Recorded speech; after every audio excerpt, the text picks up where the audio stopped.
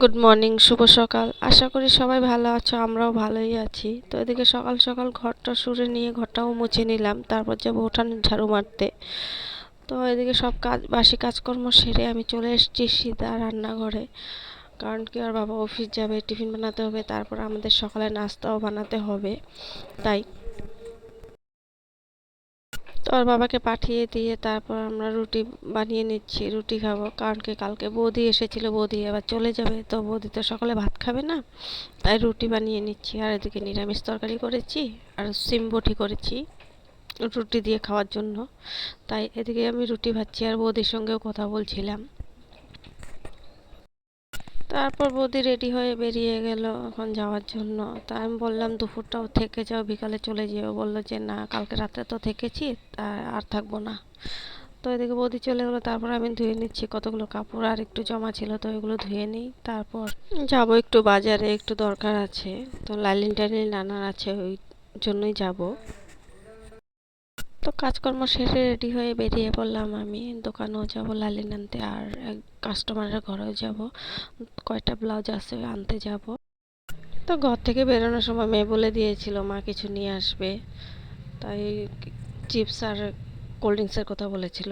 Chips আর cold drinks নিয়ে আসছি, দুই ভাই বোনকে বললাম মিলিয়ে ঝুলে খা। মেয়ে বললো যে দিব না।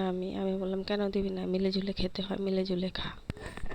তো এখন ব্লাউজটা কেটে নেবো আগে, তারপর মেয়েকে খাইয়ে দাইয়ে ঘুম পাতিয়ে তারপর আমি সেলাই করতে বসবো।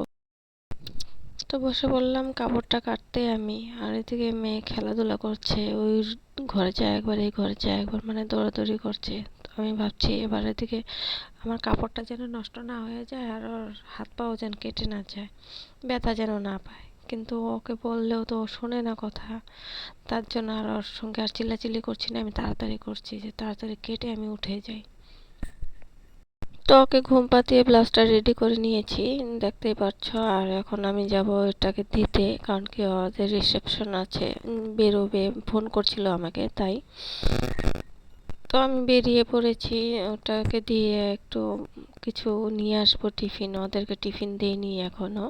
আমি বললাম যে এটা দিয়ে আসি, তারপর তো ওদেরকে টিফিন দেই, বললো যে ঠিক আছে।